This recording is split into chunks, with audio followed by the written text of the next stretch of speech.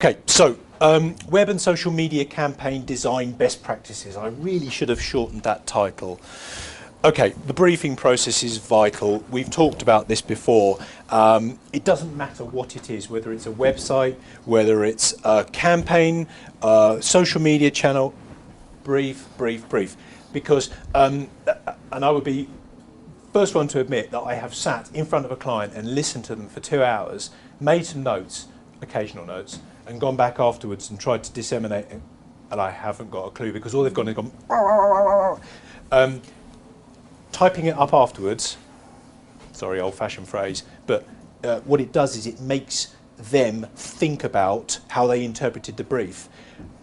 We always then send that back to the client, say, this is what we plan to do for you, is this correct? And then that gives them, the client, very often a chance to review what it is they think they've asked for and change their mind. That very often happens. You will send them an understanding of the brief, and sometimes it's verbatim. Sometimes it's absolutely what they told you, and what comes back is a 50% revision. So briefing. What it would be really useful, because certainly in the commercial creative world, briefing is everything. A lot of what we do is design based. User interfaces, web looky feel, app looky feel. Subjective is really difficult to brief for, because what you think looks good, we want our website to look good. What you think looks good and what I think looks good, poles apart. So briefing is excellent. We want a website to look like apple.com, if I heard that once more. 78% of all briefs. 78%. You're sitting there going, you haven't said it yet. Come on, say it. There it is. Of all briefs say we want it to look like Apple. Of course you do. Teaching the developer and designers or social marketeer to understand the end goal part of the brief, starting with the end in mind. Often the problem with that is that that's talking about the brief as a whole, whereas the apprentices are only going to be working on a small task that is part of the bigger brief.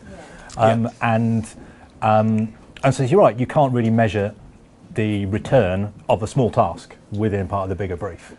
And so I think it's more of a confidence thing to have them to be able to at least ask, where does this web page go? Why are we doing it? Well, and also making them realise and feel that their element in the project is contributing to an overall campaign. They may only be developing that order form on the website, and somebody else is developing another bit of it.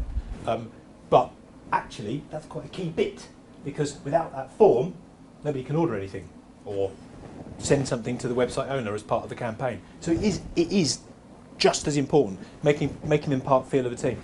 Our apprentices called Steph and Matthew, and certainly when we've talked to them about it, they do very well at seeing a real written brief, because very often it uses the language that comes from the commercial sector rather than the education sector, and there's lots of, as Matt showed in his examples, there's lots of flannel with, hey, we want to be number one at Google, and that kind of broad, ridiculous statement. So it's about interpreting that. Okay, last aspect of design best practices really relates to appropriateness to the industry. So you could have a client come to you, we do all the time, thankfully, and they say, we sell fruit and veg from Covent Garden Market to the trade, and we want to sell more of it through our website and an app. I want an app. Okay,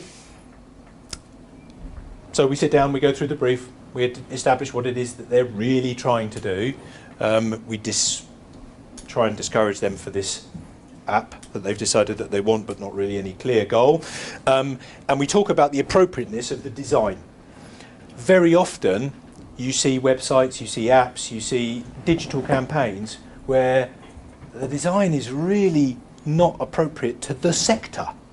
Now I realise that, again, these things are all very subjective. What you like and what you like and what you like are kind of 3 different things. And very often what the client likes is the runt of the litter design that you really shouldn't have put in the design concepts anyway.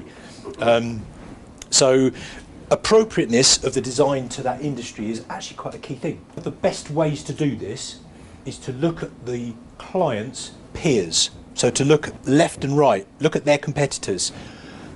If they are selling green spotted ceramic cups and their brand is X, and they say we're a high-end ceramic or high-end porcelain cup manufacturer, let's go and have a look at their peers. Let's go and have a look at Villeroy & Boch. Let's go and have a look at Denby. Let's go and have a look at other brands and look at the way their design is appropriate to the marketplace. Now, I'm not saying rip them off, far from it. What I am saying is that there is an accepted level within a certain brand, a certain sector, the way things should look. And making sure that you maintain that whilst still keeping a fresh look and feel is really important. There's no point sticking lime green and orange and all that kind of thing if you're trying to sell a Rolls Royce. And unfortunately, clients, although they think they know best, will choose what they personally like. I like the colour red. I love it. Yeah. So often. Great, we're going to fill your website with warning colours. Yeah. So often on our briefs, below the one where it says we want it to be like Apple, there will be colours that I like red. Okay, what's the branding of your company? Oh, it's grey and blue. So you want us to put red with grey and blue. Sometimes it works, but very often the views will be theirs and not appropriate to the industry and appropriate to the brand. Brand is really important.